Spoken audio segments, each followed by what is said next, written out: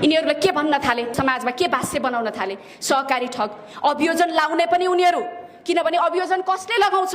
सरकारवादी मुद्दा, फौजदारी मुद्दामा अभियोजन कसले लगाउँछ? सरकारले। सरकार कसको भन्दा तिनै दलहरूको। अनुसन्धान गर्ने को भन्दा उनीहरूकै मातहतको सङ्घ संस्थाहरूको। अनि उनीहरूले मुद्दा लगाउने, उनीहरूले सहकारी ठग भन्ने। नेपालको संविधानको धारा 5 मा एकदम स्पष्टसँग बनेको छ, जति बेलासम्म अभियोजन गर्ने अभियुक्तहरूको अपराध पुष्टि हुँदैन त्यति बेलासम्म कसैको कुनै पनि व्यक्तिलाई अपराधी भन्न मिल्दैन। तर रवि लामिछानेलाई अपराधी चाहिँ व्यवहार गरियो। यही पोखरा हो, यही कास्की जिल्ला हो। 84 दिनसम्म उहाँ अनुसन्धानको नाममा, पूर्वपक्षको अनुसन्धानको नाममा उहाँलाई यहाँ राखियो, हिरासतमा राखियो। बयान लिन भनेर म्याद थप हरेक पटक गरियो। अनि हामीलाई अदालतमाथि प्रश्न गर्यो भन्छन्। अदालतमाथि प्रश्न गरेको होइन, रवि लामिछानेमाथि मेरो अनुसन्धान सकिएको छैन, म्याद थप पाऊ श्रीमान भनेर जाने को हो त्यतिखेर?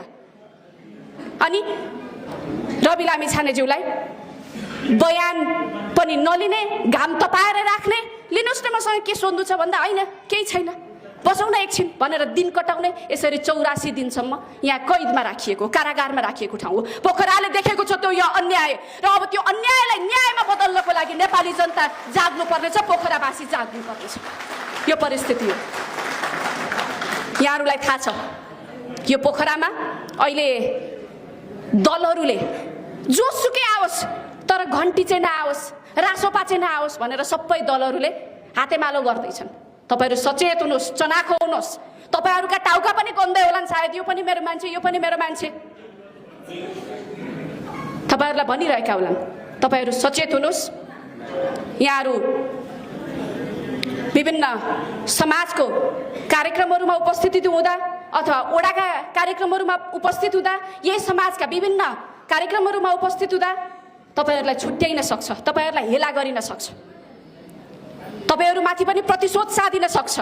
फरक यति हो, रवि लामिछानेमाथि राज्यले प्रतिशोध साध्यो, कालकोठरीमा बसेझै गरी बस्नु पर्यो। यहाँहरुलाई समुदाय तहमा प्रतिशोध साधिन सक्छ। तपाईले पाउने सेवा सुविधामा हैन यो त रासोपाको मान्छे हो नदेऊ भन्ने खालको हुन सक्छ। अब त्यसरी डराएर बस्ने बेला छैन। तपाईहरु एकजुट भएर आउनुस् र पहिचान गर्नुस् त्यो प्रतिशोधको राजनीति तपाईको समुदायमा कसले गरेछ तिनीहरुलाई पनि सिकाउनु पर्नेछ।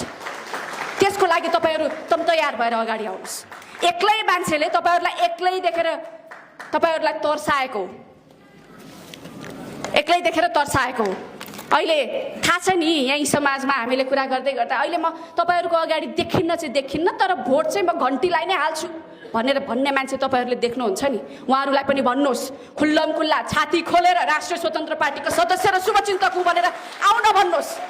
जब तपाईहरु समुदायमा एकट्ठा भएर आउनुहुन्छ, एकजुट भएर आउनुहुन्छ, ती तर्साउनेहरु आफै भाग्नेछन् र उनीहरुले फेरि तपाईहरुको चाकडी गर्न सुरु गर्नेछन्। अहिले तपाईहरुलाई एक्लै देखेर तपाईहरुलाई तर्साउन खोजेका हुन्। तिनीहरु विरुद्ध तपाईहरु उठ्नु पर्नेछ, जाग्नु पर्नेछ। नडराउनुस्। राष्ट्रिय स्वतन्त्र पार्टीले त्यस्तो कुनै पाप गरेको छैन जहाँ यहाँहरुले शिर निउराएर हिँड्नु परोस्। संसदमा हेर्नुहुन्छ राष्ट्रिय स्वतन्त्र पार्टीले बोल्न पाएको हरेक मिनेट हरेक समय नेपाली जनताको पक्षमा बोलेको छ। राष्ट्रिय स्वतन्त्र पार्टीसँग विचार छ, भिजन छ।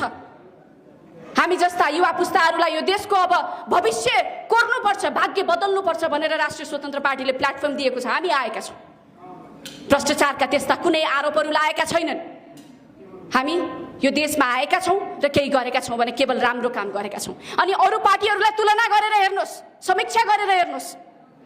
भ्रष्टाचारका आरोपहरू पनि लागेका छन्, उनीहरूमाथि मुद्दा पनि चल्दैन। मुद्दा चलिहाल्यो भने पनि धरौटीमा उहाँहरू चाहिँ छुटिहाल्नुहुन्छ। यस्तो खालको परिस्थिति छ। तपाईहरुले पहिचान गर्नुस्, तपाईहरुले हेर्नुस्।